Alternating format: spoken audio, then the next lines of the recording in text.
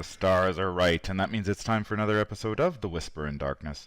I'm your host, the Man from Lang. Thank you very much for joining me today. On this episode, I am beginning my journey down the path to Carcosa with my review of the Guardian cards from the second deluxe expansion for the Arkham Horror LCG. There are 20 player cards in the box, 4 for each class, so I have decided to break up the review into 5 parts, 1 for each class to make it a little easier to view. There are spoilers throughout if you care about that sort of thing. So with that in mind, let's get started. The first Guardian card in the box is the 32 Colt. It's a 3-cost asset with 1 combat skill icon and the item, weapon, and firearms traits. It takes up a hand slot, comes with 6 ammo, and the game text, Action. Spend 1 ammo. Fight. You deal +1 damage for this attack. The path to Carcosa gets off to a great start with the 32 Colt, which I think is going to become the weapon of choice for discriminating Guardians. The designers have been playing around with various combat and damage modifiers on level 0 weapons since the core set, but the results haven't been very compelling. The Kukri in particular seems to generate a lot of ire among players. I think that the designers have struck the right balance with the 32 Colt, though. Players prefer weapons that do extra damage because A, enemies will die faster, which is always a good thing, and B, they need to make fewer pulls from the Chaos Bag, which mitigates some of that variance. I think the 32 Colt outclasses the 45 automatic from the core set in almost every way. It's cheaper, it has more ammunition, and it comes with a combat skill icon rather than an agility icon, which is, I think, more useful if your investigator is planning to make a lot of combat skill checks. It may lack a combat modifier, but it's much easier to come up with the extra combat skill icons or the resources you need to boost your skill value than it is to generate the +1 damage. Currently, the only option we really have for that is Vicious Blow. The 32 Colt is a natural fit in Mark Harrigan, who begins the game with a base combat value of 5. I've had a chance to play a few games with Harrigan, and the 32 Colt made short work of enemies such as the Conglomeration of Spheres or the Avian Thrall, both of which have a lot of health but low combat values. The 32 Colt also comes with enough ammunition that it should stick around until the end of the scenario, as long as you don't draw the tentacle that often, and nobody likes to draw tentacles. I suspect, as always, Samras, Roland Banks, and William York will also be tempted to supplement their arsenal with the 32 Colt. Investigators, though, with the lower combat values, such as Skids O'Toole or Lola Hayes, are probably better off packing the 45 automatic because it does come with that combat boost. The 32 Colt is a great little sidearm for investigators with the combat values to leverage it. The extra damage, not to mention the extra ammunition, really comes in handy if you expect to do a lot of fighting in a scenario. This revolver complements the machete nicely, and I expect to see it played a lot moving forward. The second Guardian card in the box is True Grit. It is a 3-cost asset with a willpower skill icon, the talent trait, and 3 health. It has the game text, True Grit may be assigned damage dealt to another investigator at your location. Now, Guardians are expected to engage enemies, so 3 extra health is always welcome just in case an attack slips through. In a multiplayer game, you can even use True Grit to bail out one of your fellow investigators if they happen to take some damage. True Grit doesn't take up any slots, and it's non-unique, so you can have multiples in play if you want. The willpower skill icon is also nice to have in a class that is not exactly known for its sanity.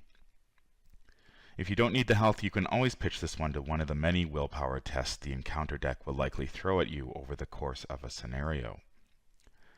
This card seems like it was tailor-made for Mark Harrigan decks because he can dump damage on it to fuel his impressive card draw engine. Now that I've had a chance to test it, though, I'm not convinced True Grit is worth a card slot. During testing, I often found myself staring at True Grit in my hand, unwilling to spend the resources on it because I had other priorities, such as shoring up Mark Harrigan's fragile sanity. In the end, I always felt much better off spending my resources on Brother Xavier, an ally from the Miskatonic Museum Mythos pack, who gives you +1 willpower, 3 extra health and sanity, and has a kick-ass special ability. You can even assign damage to him from other investigators, just like True Grit. Eventually I swapped out True Grit altogether, and I can't say I really missed it in the deck. True Grit might be worth including in your multiplayer deck to protect your fellow investigators, but again, Brother Xavier does it virtually the same thing, so why would you really bother doing that? If you're playing a Guardian that needs extra health, True Grit is your card. Unfortunately, I think it's going to struggle to find a home in Guardian decks at the moment because it's fairly expensive, and it doesn't really do anything that Brother Xavier doesn't do better. I could see playing around with a copy or two of True Grit in a multiplayer Harrigan build that forgoes Brother Xavier in favor of another ally, although I'm not sure who that ally would be.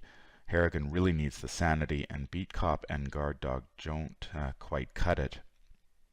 I had high hopes for True Grit, but it's probably going to stay in my box for the time being until I find a build that really needs that extra health. The next Guardian card in the box is Let Me Handle This. It's a free event with a willpower and combat icon and the spirit trait. It has the game text Fast. Play after another investigator draws a non-peril encounter card, but before resolving that card's effects. You are considered to have drawn that encounter card instead. You get +2 to each of your skills while resolving that card's revelation effect. All the classes are receiving cards in the upcoming Mythos packs that let investigators interact with the encounter deck, and I really love the theme of Let Me Handle This. Obviously, it's only playable in multiplayer, but it does give Guardians a way to do what they do best, and that is protect their fellow investigators from harm. It's important to remember that you can play this on an investigator at any location in play, not just your own. Did your Seeker wander off and run into a Night Gaunt? Well, Let Me Handle This lets you pull it off that Seeker, pull it to your location so you can safely dispatch it in the next turn. Is Skids terrified by the sight of rotting remains or about to lose Leo DeLuca to a Crypt Chill? Just let Roland or Zoe handle it because they get +2 to their willpower skill tests, which is often a lot better than what Skids can muster. You can even play this to pull Locked Doors, Obscuring Fog, or Arcane Barrier to your location, preventing a location with all the clues from getting locked down at the wrong moment. There are so many different ways that you could use Let Me Handle This that it's impossible to list them all here. It may not cancel an encounter card outright, but it does give an investigator a measure of protection. If I was playing multiplayer, I would definitely find a slot for a copy or two of this card to protect my fellow investigators from harm. I really like this card. The final Guardian card in the box is Ever Vigilant. It's a free event that costs 1 experience point. It has 2 intellect skill icons and the tactic trait. It has the game text 1 at a time, play up to 3 assets from your hand, reducing the resource cost of each by 1. There's a lot to like about Ever Vigilant. It comes with 2 intellect skill icons, which are always a welcome addition in Guardian builds. It offers an action advantage, allowing you to play up to 3 assets for 1 action. And to top it all off, Ever Vigilant lets you play each of those assets at a 1 resource discount, saving you up to 3 resources in a class that tends to run quite poor sometimes, because its best assets are so expensive. Now all that sounds pretty amazing, but it assumes you've got 3 assets and a copy of Ever Vigilant in your hand, as well as the resources to pay for all those cards. Unfortunately, the odds of pulling off this best case scenario aren't very high. Now, I'm not going to say Ever Vigilant is a bad card, because any card that combines action advantage and resource advantage merits serious consideration. But I think players are definitely going to need to rein in their expectations and consider what happens if they don't draw Ever Vigilant early enough in the game to make an impact. If you take a quick look at the math, you can see what part of the problem is. If you're playing Ever Vigilant, you're probably trying to use it to set up your board quickly. That means you're likely playing 2 copies of it, and you'd like to see at least one of them in your opening hand. In a typical 33-card deck, you have about a 26.51% chance of drawing a copy of Ever Vigilant in your starting hand of 5 cards. If you mulligan hard for it, and by hard I mean you discard all 5 cards in your starting hand, your odds of seeing a copy of Ever Vigilant in the next 5 cards rises to 30.42%. Unfortunately, it seems unlikely that you're going to be able to mulligan all 5 cards because you probably drew some assets in your opening hand that you want to keep so that you can play them with the Ever Vigilant that you're hoping to draw.